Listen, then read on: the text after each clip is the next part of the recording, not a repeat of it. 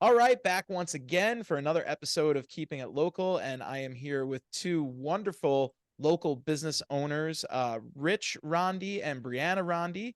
They have two local businesses, Triple R Services and Haven Home Renovations. How's it going, guys?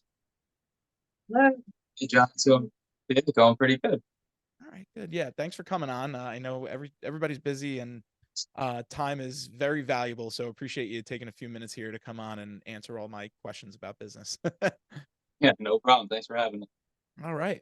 Well, happy to have you. And let's just start by, just give us a little bit of the backstory of both businesses, maybe, and how they work together, like how you started, your experience, and what both businesses actually do. That'd be great.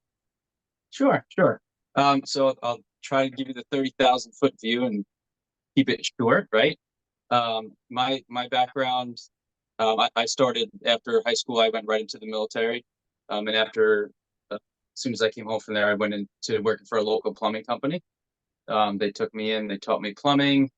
I worked with them for a bunch of years. Eventually getting laid off in the 2008, 2009, I guess, slowdown, right? Mm-hmm. Um, and I think that was like right before Valentine's Day that year, if I remember right. I think I cried for like a day or two, sulked, picked myself up.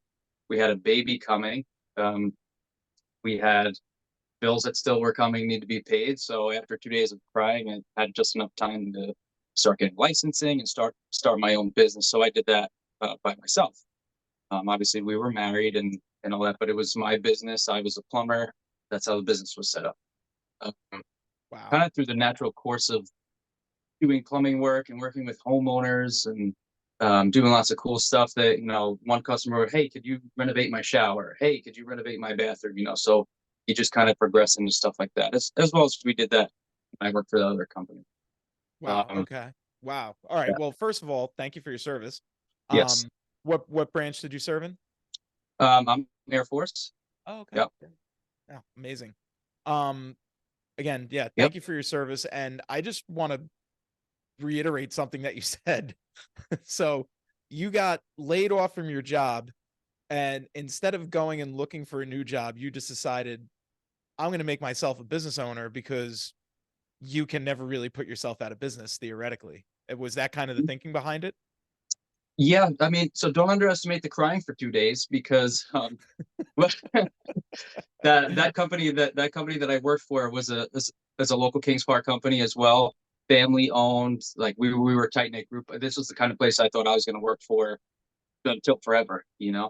Um, but I had just enough time that I where I qualified to sit for a plumbing test, which is kind of one of the requirements through the towns and stuff. I had just enough time to do that, and I just knew I could do something. I was really good. I'm really good with my hands and all that kind of stuff. I'm interested in it.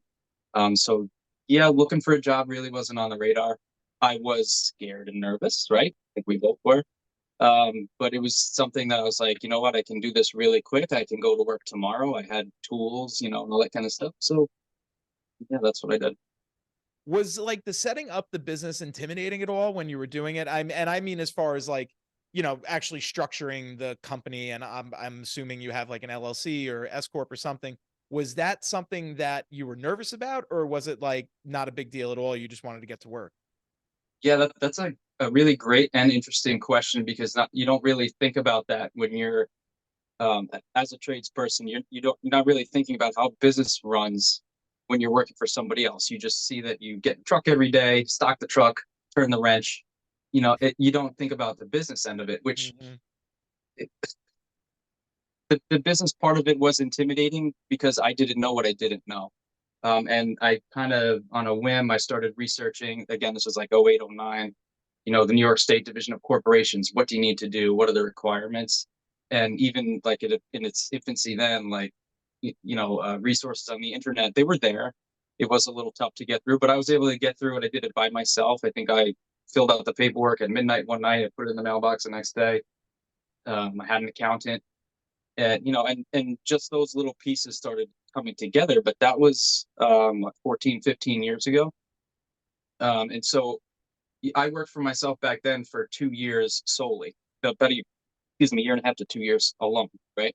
Mhm. Um, And then as, life was changing and stuff, I was offered a nice, comfortable government job. I worked for BOCES as a full-time plumber, right? And we took care of their buildings from 231 all the way out east to West Hampton, Oh, wow. right? So I would do that. That was my 9 to 5. And then I still had a business that was going. So there was a lot of hours being put in. There was a lot of times being home away from home and a newborn. I was plowing snow in the winter, whatever you had to do to keep the dollars rolling in. Right. I went from that safe government job to another government job. And then right around COVID, I was like, I got to go back to work for myself. But this time I did it. I took some time to educate. I found some resources to educate myself on the business side of it. I like I said, I was good with my hands. I like turning wrenches. I like getting dirty and physically doing the work. But I didn't know the business side until I started educating myself. Mhm. And then that's probably about 3 years ago now. I pulled the cord. I walked away from a very comfortable government job. My check was coming in every other Friday. We had benefits. Everything was like, right? Yeah. Yeah. I, I mean, I left that's, I left that to go work for myself. So I'm saying I'm nuts, but here I am. well, and I mean, like, it's risk versus reward, right? Hmm. That's one of the things. I 100%. mean, the comfortability of a government job is great. Like, I'm also a teacher on the side. Yeah. I don't know if you knew that. Mhm. And it's great to have that comfortability, but at the same time, I think there's a lot of limitations that come with that. There's a lot of financial limitations that come with that. The benefits are great, and the comfortableness of that is great, but at some point, you reach your peak probably pretty soon, and you wind up having to do these other things on the side, especially where we live, like living on Long Island. I believe you're both from or live in Kings Park, right? Yep. So life is expensive. It's hard. It's hard to make ends meet, and you just have to put more time in and put more work in. But eventually, at some point, I totally respect and understand the need to just, or not the need, but the desire to go in all in on yourself and just make it happen. Like, I think that's awesome. That's kind of why I started doing this, because I wanted to talk to more people who are just like, yeah, I'm all in. I'm going for it, and I'm going to make it happen. So I Yeah. think it's There great. there was there was something my dad told me, and he told me years before I left the government job. But he told me my I'll have I'll always be employed if I stay with a government employment. He's like, but my biggest opportunity, my biggest potential is here working for myself. So um, I don't know. We kind of doubled down on that now, and our youngest kid is finally in school full time. So with that, my wife started stepping up, and she's always helped me along the road, doing with bathroom renovations as far as helping me with design. Um, Correct me if I'm wrong, but you're colorblind. I am. I am as well. So Okay. so I always need somebody to lean on, and whether or not she wanted to be that person, tag you're it, right? So and as we were, you know, in more recent time, getting down the road with larger renovation projects and more of them, really needed help. She was looking for a little bit more involvement, a little more ownership into like the business and working with customers and stuff. So here she is, and so this year, just a few months ago, we took my business, the one business Triple R that did plumbing, heating, and renovations, and we just split them. So it's the same people, the same awesome subcontractors that we use. Every resource is the same. It's just renovations go under one name and plumbing and heating stays in another. I also identified a little bit of a marketing issue, right? People's first thought wasn't, let me go hire my plumber to renovate a bathroom. And it wasn't, let me hire my general contractor, which is what they saw me as, to fix the plumbing. So we're working also now to kind of split that up, give a little bit more defined tracks for each business. That's where Brianna really comes into play with our websites and all that kind of stuff, and ideas really. But yeah, You know, that's where we are today. that's interesting, because I was honestly thinking, I'm like, before we came on, I'm like, I wonder why it's not just like triple R construction, and I'm glad you Mhm. explained that, because you wanted to separate them. And that does make sense now, because when people see you as, you've been servicing the community for a long time now. So people see you as triple R Rich. He's great plumber, great contractor, everything. But when you bring in this other side of the business now, where you do restorations, and I'm sure you do beautiful work. I've looked at the website, like I've seen great stuff on there. Thank you. Yeah, it's wonderful, and it makes sense though to have that separate entity just so that people see that you are doing this. This is something that you focus on. And Brianna, was Yeah. that your background? Are you like interior design? Like, how'd you get into all this? So the long and short of it is I did want to go to school for interior design, but I was deterred from doing that. Um, the thought was that it might be too limiting, it might be hard to get a good paying job in that field. So I Okay. do have a BFA, I do have an art background, I've taken many art classes, but my background's really in media arts specifically. So I really have always loved interior design for as long as I can remember. Since I was a child, I was helping my parents renovate rooms in their house, helping them pick out colors and that sort of thing. So it's always been a passion of mine. And I took lots of art classes. And I would say that houses are my medium of choice. That's really what it comes down to. That's what I love more than any other medium. But because I have the background in media arts, I'm also able to bring to the table the marketing and the website and things like that. So that's kind of where my background's at. I've worked before this, I worked in public relations and media relations and media planning, little bit of this, a little bit of that. So it gave me a lot of tools that I didn't even realize you need in a business, but you do. Mhm. Like you said, it's when you're starting a business, you don't really think of all the administrative type things and all these details. When you're a business owner, you wear a lot of different hats. So, Yes, so definitely. that's where it comes from.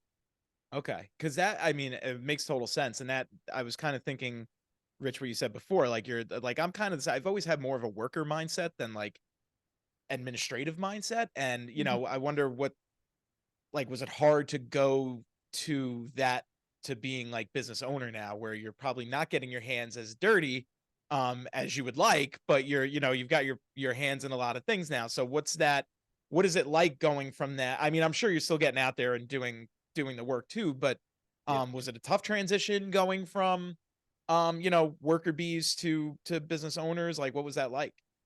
Yeah. So, um, you know what? The transition probably isn't as hard as I thought, or maybe as you might be anticipating, because I didn't know what I didn't know again. Mhm. But as I started like educating myself, belonging to business owner groups, I have a business coaching group. Um, but when we were taught something, or a thought came across from other business owners, like a light bulb goes on, and I'm like, holy crap, I never even thought of that.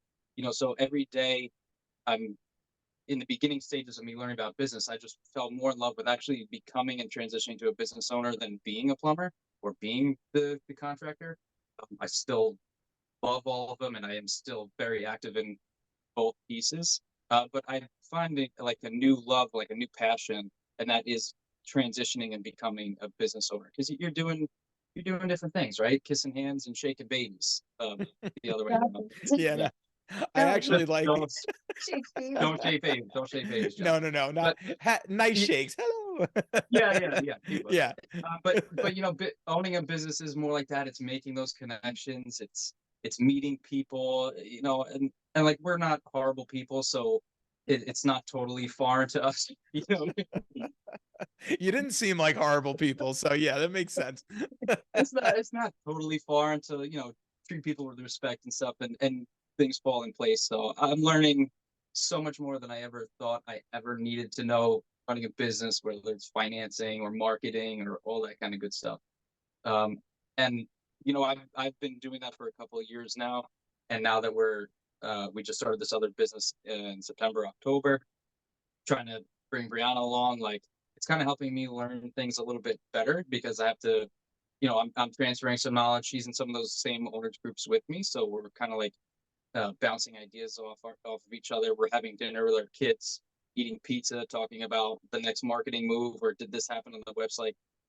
It's kind of fun, I think, the Yeah. business side of it. I Yeah, think because hope that answers your question. no, 100%. And it just sounds Yeah, like you're both like fully invested together, which is great. yeah, Um, we're trying. Yeah, yeah, I mean, well, So now is the new business, the new baby businesses, Haven Home Renovations, is that the new? Okay. So now Yes. I'm going to ask some questions. I'm going to rapid fire you, Brianna. You tell me because you are Okay. the interior design person. So, um, Sure. I saw this today and we'll make it a game. You're just going to tell me in or out. Okay. Okay. All right. Ready? And I'm going to give you 3 design trends and you tell me if they're in or they're out for Okay. 2024. All right. Okay. Mhm. Uh, gray, Out. barn doors, Out. open concept. So that's in between. It's half in, half out. Okay. Gray area. All right. Yeah. That was, those. Oh, last one, all white kitchens. Out. Okay. Wow. All right. You're right on top of it. All right. I just read this morning and it was just random. One of the emails that came through, it was talking about those like the 8 trends that are on their way out in 2024. Hmm. And I tend to agree with, I'll tell you, and this is in no way judgment on anybody who's gotten one, anyone who you've done a renovation for that's gotten them. I have hated barn doors since they became a thing, Why did they mainly become a because thing? what's that? Sorry. Why did they become a thing? I mean Joanna Gaines, I'm assuming, right? Like Chip and Joanna, that's Most likely. yeah. But like they just don't they serve no purpose to me. Like you have the amount of space you need, it takes up too much space because the amount of space you need to slide it all the way over. It doesn't prevent the Yep. draft, it doesn't prevent sound. I'm like, I can't stand these. And when people were talking about getting barn doors, I'm like, there is like very again, I'm all about functional space, like that's where I Hmm. get hung up on. Um, Mhm. there's very few circumstances where a barn door becomes more functional than, let's say, like a pocket door. So Right. it was just a thing where it was driving me nuts. And I remember my wife talking about it, like, oh, shouldn't we do a barn door here? I'm like, absolutely not. Never. Those will be out of style in like 2 years. And she's like, no way. I'm like, I guarantee it. So I'm so glad that I have an expert on that has confirmed that. But let me ask you now. So I deal with a lot of home sellers, obviously. And this kind Mhm. of makes sense for where we're going. But for anybody who's thinking about selling, do you have any general advice about, I always get asked by sellers, like, should I paint? Should I do this? Should I do that? And like, number one, are there any like really cost efficient things that you see in the design space that are very appealing to we could just say millennials, I guess, at this point, because that is the majority of home buyers out there. Is there anything specific and cheap that someone can do interior wise that makes their home very appealing, that doesn't cost a lot of money? And it could be paint color or like changing out floor. I don't know, whatever you think. I'm just open to anything. Any advice? Sure. Well, my first couple tips are not actual renovation tips. The number one thing I feel like anybody can do who's selling their home is to do a really deep declutter. If that means putting your stuff in a storage unit for a few months, then so be it. If you can declutter your home, really simplify it, really take a hard look, everything in your home. What do you really need function for a few months while your house is on the market? And get rid of the rest, get it out of your space, get it boxed up. You know what? When you're ready to actually move, you'll be on your way to moving because half your stuff's already packed up anyway. That would be number one. Number two would be really good deep cleaning. You need to bring a company in. We're talking about, steaming those grout lines, things like that can really make a big difference. So little details like that go a long way. And then, paint never hurts if you're going to DIY it. If you're hiring a painter, you're going to be spending a lot of money and maybe that's unnecessary potentially. So if you're going to do it yourself, then sure, picking neutral color would wouldn't hurt. Some other things you could do that are really inexpensive is you could change hardware on cabinets.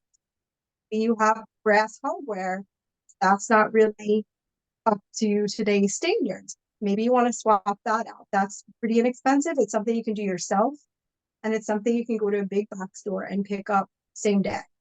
So I think that's a really easy switch. Maintenance issues. If you have anything that you've deferred, it's time to take care of that because those will be red flags for potential buyers. there's two things there that you said that I find brilliant. And I don't throw that word around lightly, but because when you were talking about decluttering, I mean, this is something that we always tell our sellers is like, clutter is like enemy number one, right? Like get rid of as much clutter as you can. But what you added to that, which I've never heard anybody say, real estate people, anybody, and I'm stealing it. And if it's on camera, hopefully it doesn't make it into the clips and no one sees this, because I'm going to steal it and pretend it's mine. You're already moving out by doing that. Like, Right. It's a no-brainer. It makes so much sense. I've never thought about that and just thought how much of a reason that is to get the storage unit or get it out because you're already moving out. And I swear I've never heard anybody say that at all about decluttering. I have a decluttering guide, and now I have to add that. Oh, Yeah. that's fantastic. That's great advice. And then the cleaning of the grout is such a good point. So simple, because that's a DIY thing, right? Like you don't need to hire Right. a professional to do Yep. that. You And you can that buy is, a unit on Amazon for $30 and it'll steam your grout. and a little sweat equity, right? And it's gonna make your tile pop, right? I mean, that's gonna make it look so fresh and so new. I'd never even thought of that, but that is like phenomenal advice. So anybody watching, if you're thinking about selling, first call me. Second of all, those are two things: declutter, clean the grout. I mean, it makes absolute total sense. Okay, wow, awesome, thank you. I'm glad I asked that. And then I guess what the other thing I was wondering with interior design, because I'm very good with moving things around to make space, like staging, especially for my homeowners. Like I have the ability to like see how we could create more space.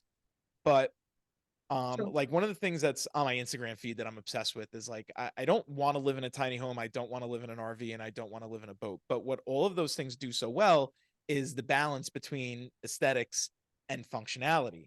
So do you have any advice for like homeowners in general, just to like, how do you strike that balance between functionality and aesthetics? Like, what are there certain places to shop that are better, like for furniture? I mean, do you have any advice to that? If I'm putting you on the spot, I apologize. I actually want to know for my own personal use.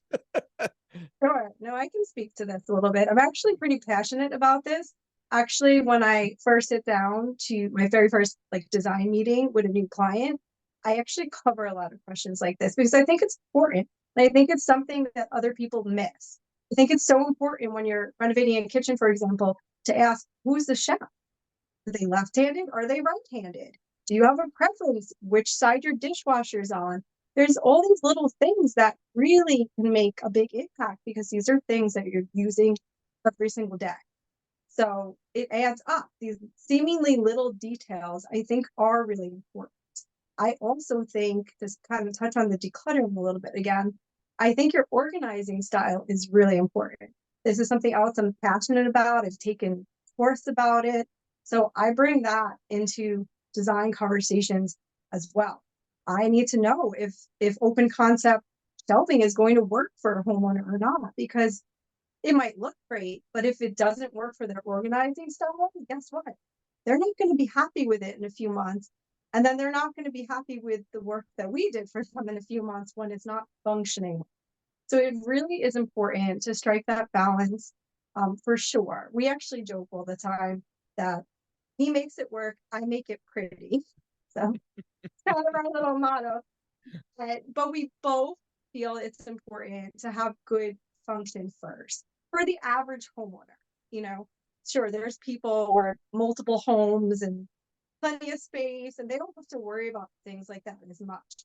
But for the average homeowner, we're trying to fit 10 gallons of stuff in a 5-gallon bucket, usually. So we really want to make sure we're maximizing our spaces, looking for areas where we can have that hidden storage or something in between the studs, or just really utilizing the space well. We love to go in and rearrange rooms if that's what's going to make their house work better. It's something that I think is also overlooked. A lot of people just go in, gut a space and put it back together exactly the way it was laid out originally. And that might not be the best design for the way it's being used today. Maybe when that home was built in the 50s, 60s, 70s, maybe that was a good flow, but it might not be now. So these are some things that really you can do more than the furniture. The furniture is almost like the jewelry in the room, if you will. You don't really would necessarily want to fully rely on furniture for your functionality. You want that to be in the structure of the home, in the things that are, attached to your walls, like your built-in cabinetry and stuff. You really want to get your main function out of your cabinets, your closets, things like that. Everything else is kind of basic. That makes a lot of sense, actually, now that you said it. Like, it does, it clear things up. And it sounds like, just from speaking to both of you for a little bit, it sounds like you're very passionate about making sure that you're first and foremost meeting the needs of whoever you're servicing, and not just going in with like a cookie cutter approach, like this is how we do it and this is what it looks like. Because I know people, I know construction people that are like that, like this is how you do it, this is where you put the light switch and this is where you do this. And I've had, you want this, you want that, you want this, you want, right? Yeah, I hate that. Yep. Yeah. And it's like honestly, I am not handy. Like I can move things around. I can't really build anything. I'm not good like that. But walking into now, I've been in real estate for 5 years. I've entered probably over 2,000 houses at this point. I've seen so many different layouts and so many different ideas and so many different things. So like when I have someone tell me like, oh, you don't put you don't put the light switch over there, you put it over here. It's like, no. Run the electric, you put it over there, because when a person walks into this room, they're not going to want to walk all the way over to that wall to turn on the light switch. They're going to walk into the room here and they're going to want to put the light switch there. So it's just, it doesn't take, I don't, and actually that doesn't sound right. Years of experience are amazing, but also focusing on what someone needs, I think, is the best way to map out anything and figure out how to make things work. Because ultimately, like, even if it's never been done before, you didn't think of that. If it's better for the homeowner, then it's better for the homeowner and everybody's going to be happier. Exactly. Little funny side note there, John. My electrician loves Brianna because she will walk into a room. I need a switch there. I need a switch there. I need a switch there. And me and the electrician, we look at each other like she's nuts. And her justification, like in some cases, well, there's gonna be a bed over here, and if I wake up in the middle of the night, I want to be able to turn the switch on and not stub my toe. So my electrician's making a fortune. But at the end of the day, when it's done, she's right. Yeah. That's something we do with our clients. We walk the electrical and plumbing rough-ins with them so that we can make sure we have switches and outlets everywhere they're going to need them. Because there might be some special circumstance that we're not thinking of that's specific to them, their needs. That makes so much sense. I mean, and I always find that and involving your clients in those decisions are so big, as opposed to just like, okay, what color electrical socket frame do you want, or whatever, or like outlet box, like what color cover do you want, as opposed to, okay, like, how do you live your life, where does this work for you, like, and it makes people feel a part of the process too, which is what they want. That's a necessity for us in the way we handle a project, because it's we're not just walking in and doing what we want. It's an absolute necessity that we can ascertain what the customer is looking for. Not everybody's out there just looking for the cheapest guy. Some people are willing to pay for something a little better experience, and a little bit of hand holding too, walking them through a process, because we see this every day. They deal with one house, you know what I mean? As a plumber, you walk into somebody's house and it's like the absolute worst thing could be happening. Well, I just left the house that had the same problem. That's the sixth one this week. But for them, it's the end of the world. So you try to handle, work with the customer. You treat them with respect, their house with respect, and then you take all their needs into consideration moving on. Yeah, I mean, look, there's a reason why you were able to start a business from scratch in one of the worst economic times we've had in a long time, and build it up now to the point where you have two businesses going and you're making lots of people happy. So you're obviously handling the customer service side of it right, because I know too many people that have been burned by their contractors. And, it's a story, unfortunately, that you hear all the time, like, oh, they started the work, they didn't finish it, blah, blah, blah, blah. And I could tell that I doubt that happens with you guys unless someone probably like stops paying or something, or doesn't, is rude, or, whatever. But um Right. I'd say there's less contractors and less people like you who are not having those issues and fulfilling your jobs, and because you're bringing the customer in and you're making them a part of it, and it's not just another job for you. Like, you're going in there with their needs and the 100% focus on the customer and what they want. So I would bet that is probably one of the things that sets you guys apart more than Exactly. anything. Yeah. All right. Well, listen. Yeah, yeah, absolutely. Oh no, go ahead. Sorry, I don't want to cut you off. No, I was just gonna say, absolutely, and I think that is one of the things that does kind of separate us a little bit from everybody else, and the other general contractors of the world. Yeah. Because I mean, look, knowledge is great and experience is great, but ultimately, you're paying for a service, and you want to be treated a certain way. Like, that is one of like the foundations of what we do too. Like, we just want to make sure that we're treating every single client um amazingly. And I feel like the people who are really great at this and have really great businesses, no matter what they're doing, that's like a pillar of their business, is making sure that the customer is communicated with, um is focused on, and their needs are put above everything else. Yeah, absolutely. All right, well, listen, guys, I know you have kids that you got to deal with. Mine are They're asleep they're already, but being because quiet at the moment. I'm kind of scared. hey, listen, yeah, They're right. raiding It's the like pantry. like, what's happening out there? Are they okay? I know I have a 4-year-old and like an almost 2-year-old, and every time they're quiet, I'm like, what happened? Oh Yep, no. it's something. But I'll let you guys go. Listen, I really appreciate you coming on.